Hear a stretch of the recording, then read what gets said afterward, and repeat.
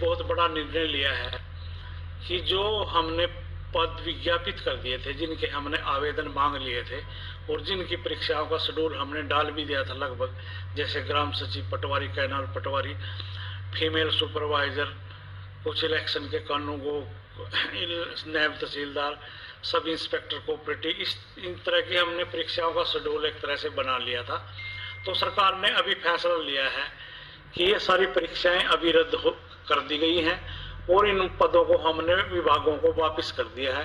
अब जो सारी परीक्षाएं होंगी, जिन भी पदों के लिए होंगी, वो सीईटी के बाद होंगी, यानी कॉमन एलिजिबिलिटी टेस्ट।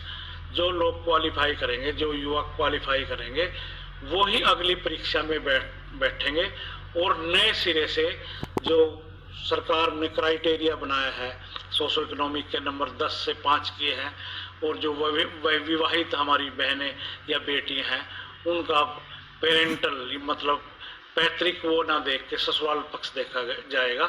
इस सारे नए क्राइटेरिया के अनुसार ही अब अगली भर्तियां होंगी और वो सीईटी के बाद होंगी, जो लोग सीईटी में क्वालिफाई।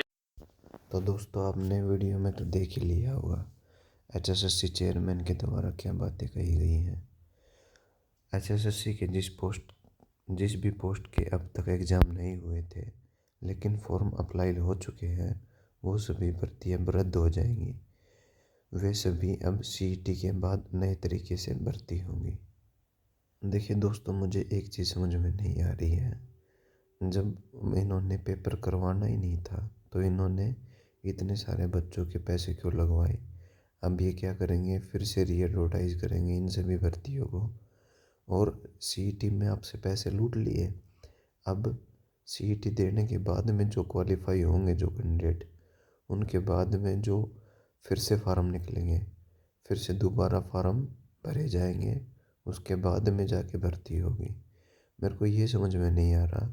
2015 में एडवर्टाइजमेंट निकली थी ग्राम सचिव पटवारी और कैनाल पटवारी की। ये भर्ती पिछले 7 साल से लटकी हुई है। पिछले 7 साल से सरकार के द्वारा क्या ये 3 पोस्ट का भी एग्ज़ाम नहीं लिया जा सकता। एक बारी दो बारी तो इसका एग्ज़ाम कैंसिल कर दिया, फिर इसकी डेट आगे बढ़ा रहे हैं, कभी सीईटी लेके आ रहे हैं, कभी कुछ लेके आ रहे हैं।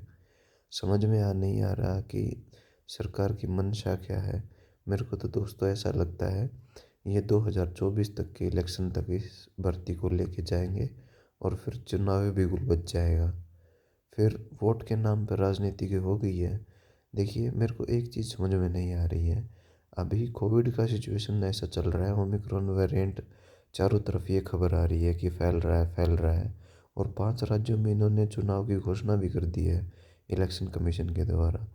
मैं तो ये बोलना चाह रहा हूँ, असल में दिक्कत ये है कि प्रायोरिटी उन्हीं चीज़ों को दी जा रही है जिन चीज़ों की राजनेताओं, नेताओं एवं बड़े अधिकारियों के द्वारा ज़रूरत है।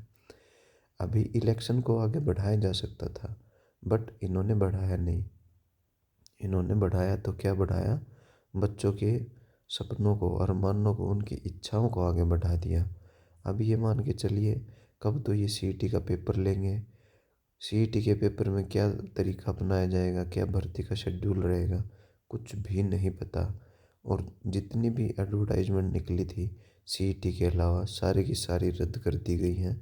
अब नए सिरे से ये किस तरीके से पेपर लेंगे, किस तरीके से नहीं लेंगे, एक तरीके से युवा साथियों के साथ खिलवाड़ किया जा रहा है। बेरोजगारी के नाम पर उनसे इधर उधर घुमाया जा रहा है। तो ये एक छोटी सी इन्फॉर्मेशन आपके साथ शेयर करनी थी। अपनी राय कमेंट बॉक्स में ज़रूर लिखिए। धन्यवाद।